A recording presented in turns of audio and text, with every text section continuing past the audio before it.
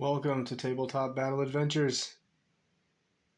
It's July 21st, 1861, 10:50 a.m., Turn 3.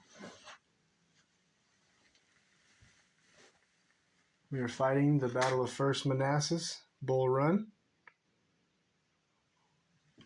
We will fight this battle using a rule set that my daughter and I wrote over the last year and a half. My daughter will be commanding Union forces. She is 8.5 years old. Don't underestimate her strategic skills and ruthlessness on the battlefield. I will be commanding the rebel forces, and I'll show you quickly the rule set that we wrote and that we'll be fighting this battle.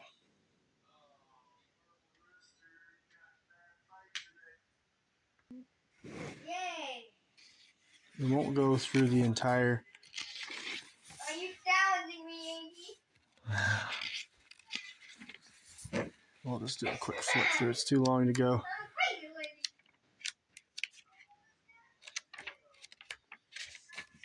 And we'll be looking in it as the battle progresses because I'm also learning and so is my daughter. On the chance my daughter can't command the Union forces some days, I wrote this rough draft of a solo option, so that solo rule, I suppose,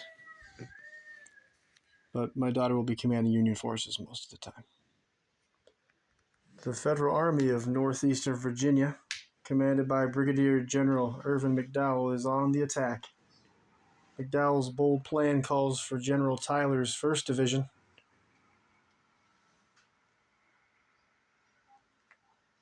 to perform diversionary attack at the Stone Bridge. So they're coming from Fuzzy Buddy Hills. This is the Warrington Turnpike.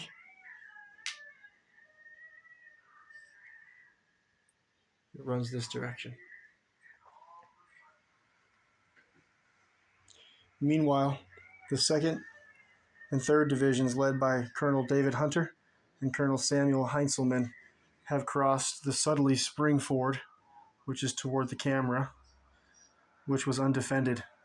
But there was rebel cavalry that came back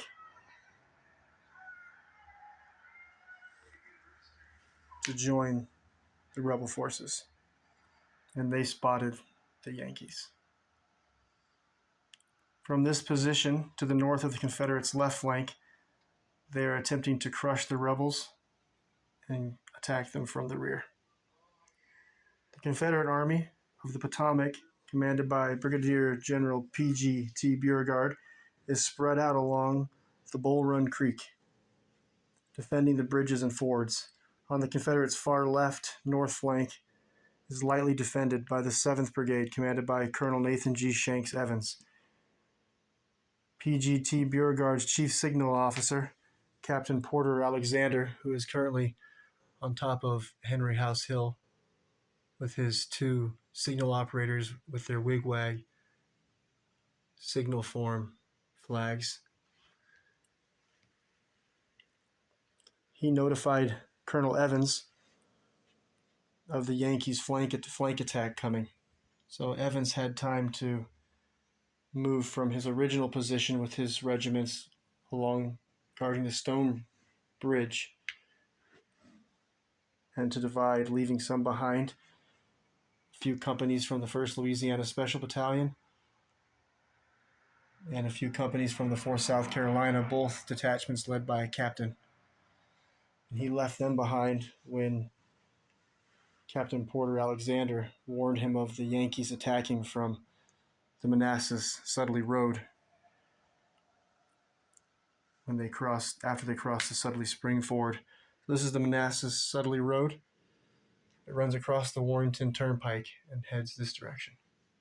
Again, the Warrington Turnpike runs this way and then across the Stone Bridge.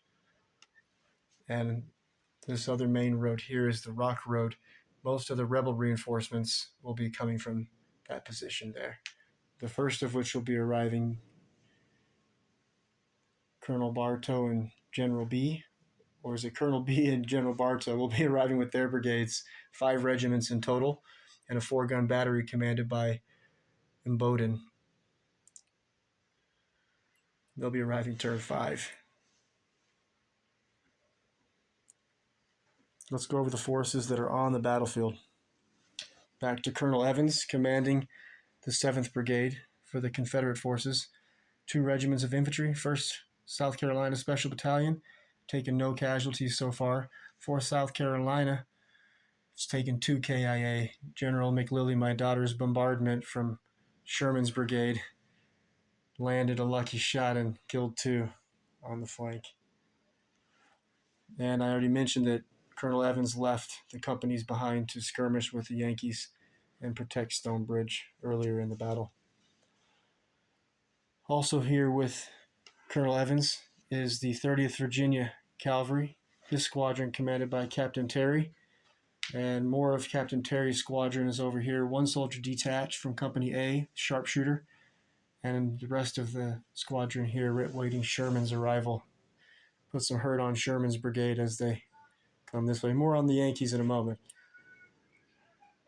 The Sergeant Major of the 30th Virginia with another squadron here is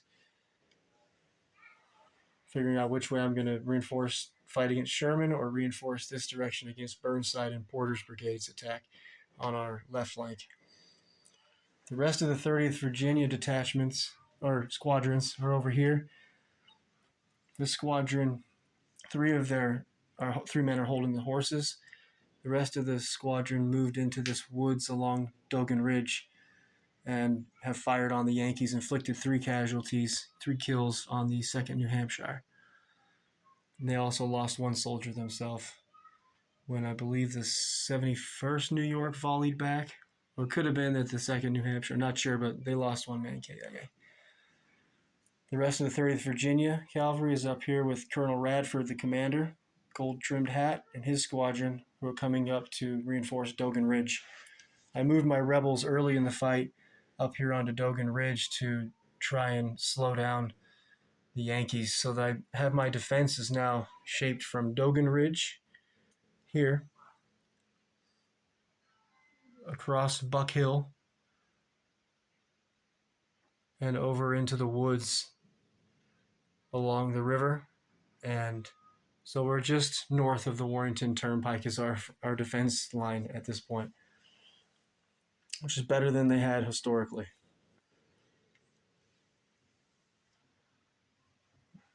We have a 2-gun battery commanded by Lieutenant Davidson, red brimmed hat. He's starting on ambush, as is, if I didn't mention, the Company A sharpshooter from the 30th Virginia Cavalry.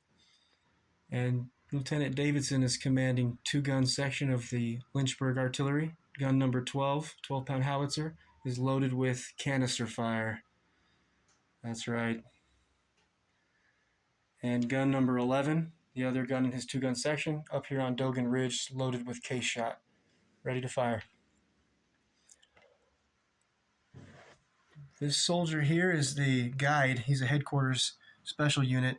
He uses his advance or run order to move another unit, and it doesn't count as that unit's order dice. So they'll be able to use their normal order dice plus move or run or advance for free, or along with the guide. Another headquarters special unit, as I mentioned, Captain Porter Alexander with his signal operators, the wigwag signal form. He's able to call in accurate artillery fire. So if artillery pieces were, say, positioned here, and they have no line of sight on the Yankees coming over here down the Manassas Sudley Road, then I would be able to signal to the artillery battery, and they would be able to hit on a 6, even with no line of sight. And the next turn on a 5, so forth, on a 4, each turn until the target unit moves, or we hit the unit on which then we're hitting on 2s. And one more headquarters special unit. By the way, this is Colonel Evans, positioned here with his color bearer on horseback there in the back. the other headquarters special unit is center screen. This is the chief engineer officer. And oh, by the way, captain rank for the signal officer, and it's lieutenant is the guide's rank, and then another the chief engineer officer is a captain. He can do a number of abilities. He can help with bridging. With we'll just go over what we've used him for so far, though.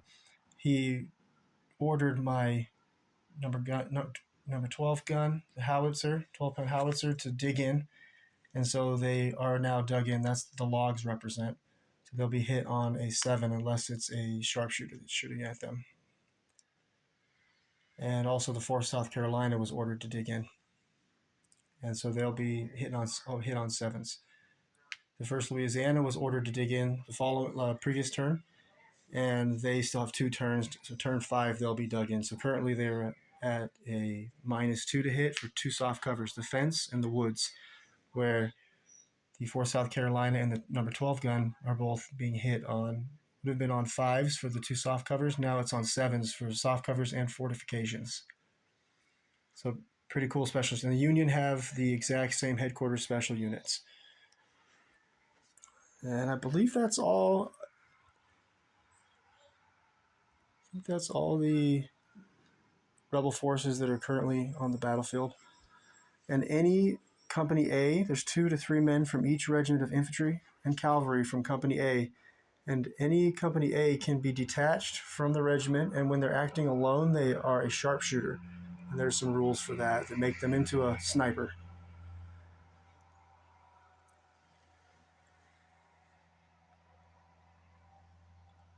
For the Yankees, currently the commander on the battlefield is Colonel Burnside with his hat in hand.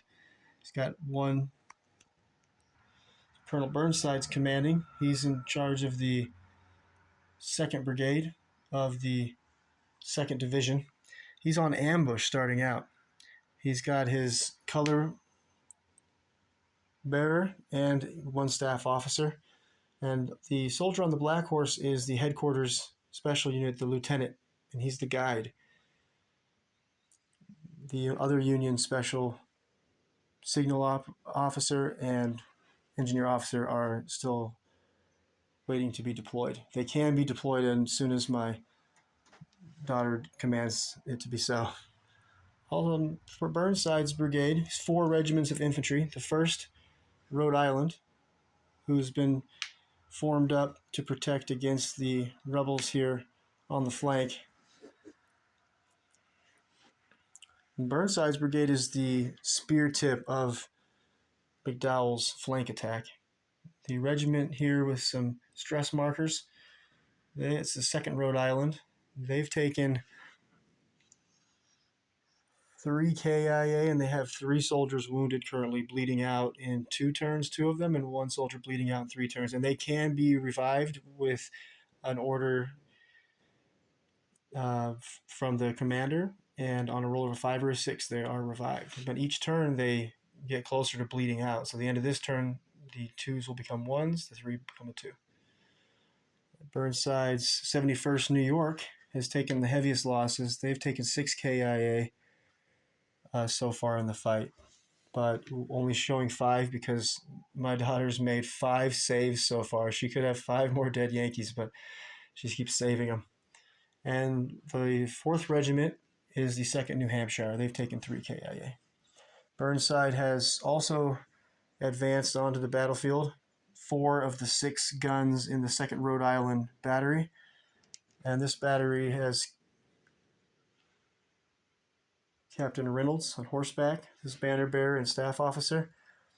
Also, the lieutenant is here with his banner, and my daughter's brought on a 12-pound howitzer, 3-inch ordnance rifle, 10-pound Parrott rifle, and 12-pound Napoleon. And there's still 2 guns that have not been brought on because of lack of space. She's got to push her brigade forward. Coming in next turn 4, we have Porter's brigade of 5 infantry regiments, plus there's 3 cavalry regiments coming. from this direction. I will show the other two guns that are still waiting to come on the battlefield.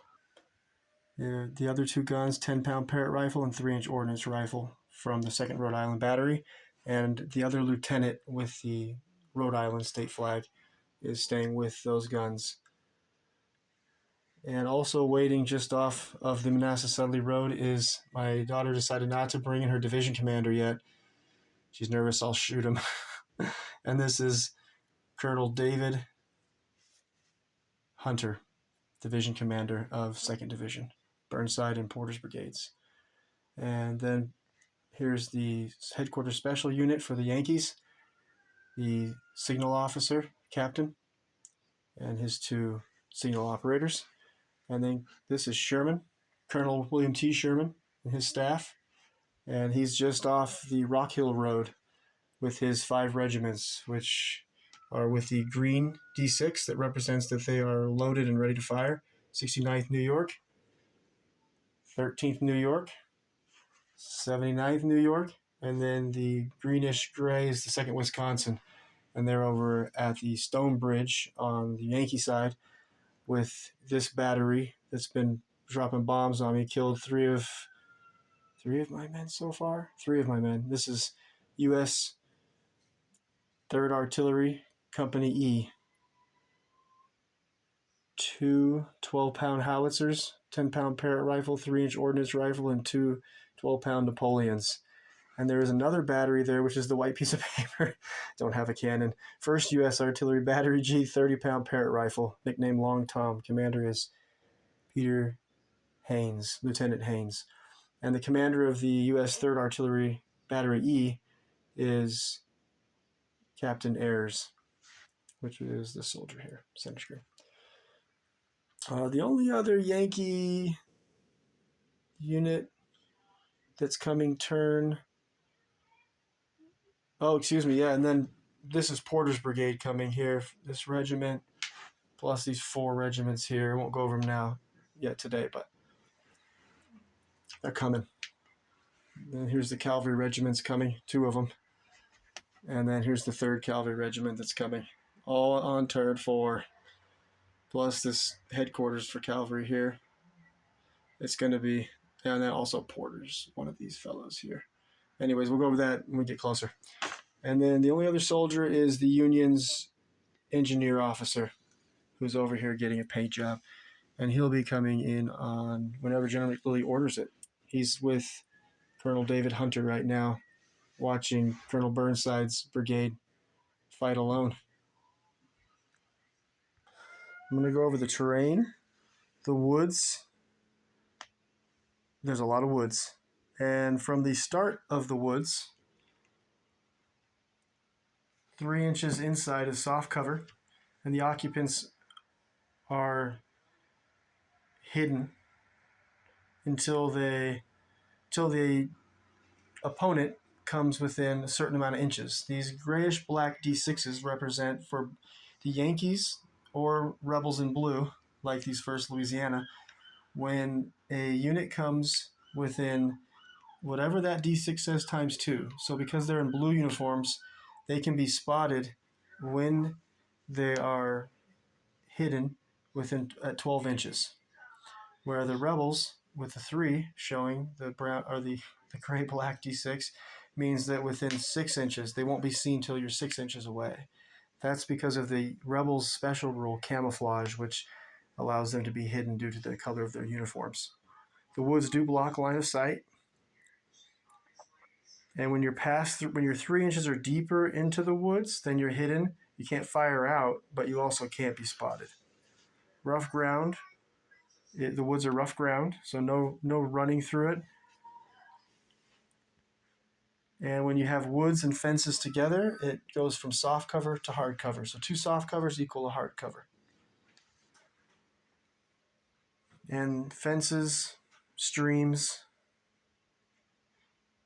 bodies, woods are all rough ground. Also, the fields are rough ground, so no running through the corn and wheat fields. And they provide soft cover. The BullRun Creek that is visible small portion of it here along the stone bridge is impassable. The small creeks I think I mentioned that are running toward BullRun and really all over the place. You can see them. Ambush is just a certain type of plastic bags, by the way. But it looks better than any other river I've ever used.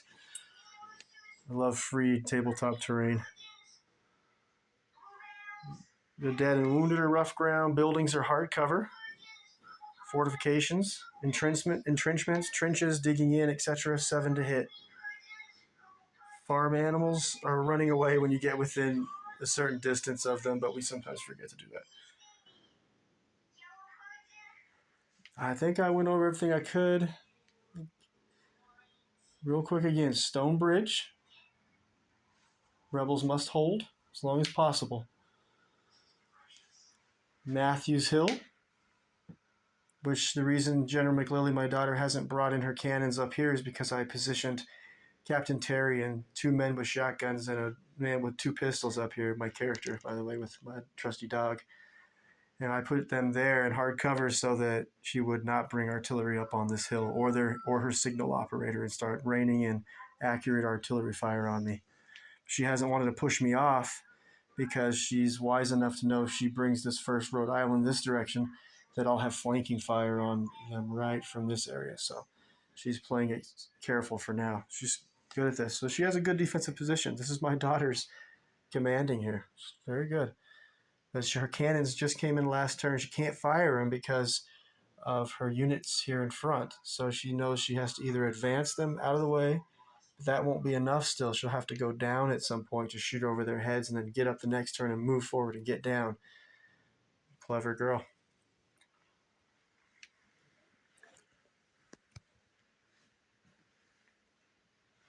Buck Hill again. Evans set up his majority of his 2 regiments. Dogan Ridge. I captured it early in the fight, rushed my artillery up there, and got my dismounted cavalry here so that I can't be flanked so easily, and I can put some hurt on these Yankees coming across the field. And we've got Chin Ridge and Henry House Hill. Robinson House, Tavern.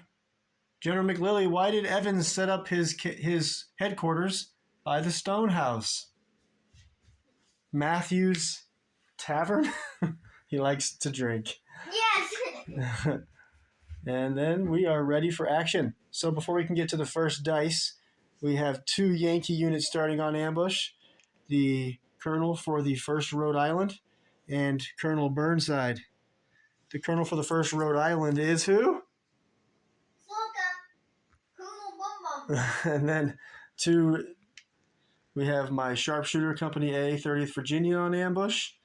And we have Lieutenant Davidson commanding 2nd Section Lynchburg Artillery on ambush. And then, and I had to leave one of my 1st Louisiana had to leave 1 order dice on advance to represent half the unit gathering wood from the forest to build fortifications in front of themselves. So they can only fire with half their shots. So far in the battle, turn 1, the Confederates had 1 soldier KIA, and turn 1, the Confederate forces, the Confederates had 1 soldier KIA, the Yankees had 5 soldiers KIA, and 3 soldiers wounded.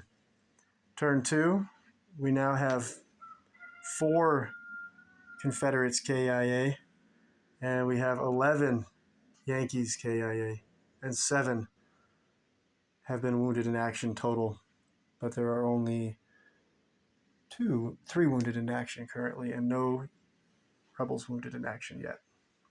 So 11 Yankees are dead, 4 rebels are dead. Before we can get to the first dice, we'll have an ambush roll off. Besides the dice that I mentioned that are staying on the battlefield, 2 for the Yankees, 3 for the rebels. The rebels only have 22 order dice in the bag, and the Yankees have 47 in the bag. Oh, what a fail. Okay, I picked up all the dice.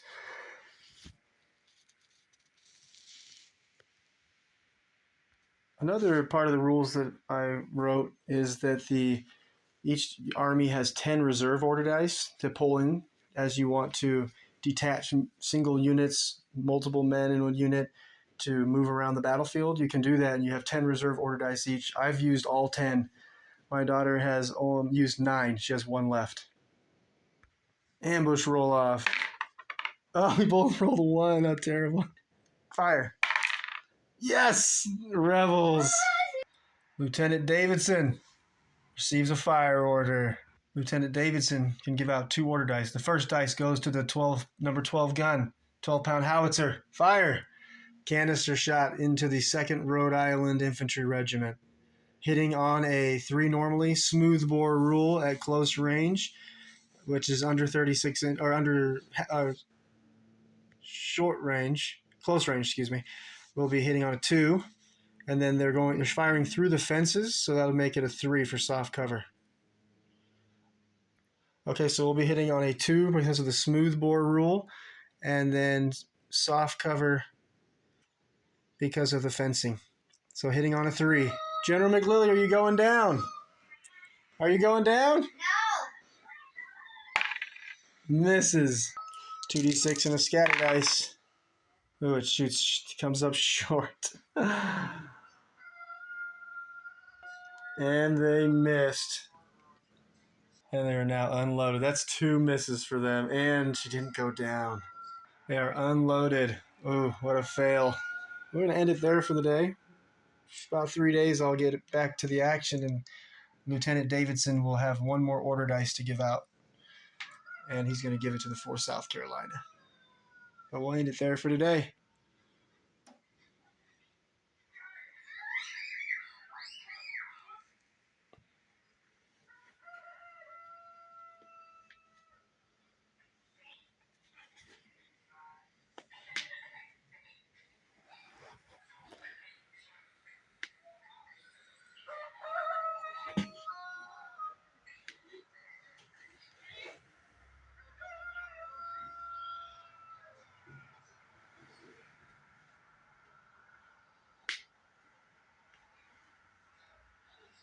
A lot more action to get to.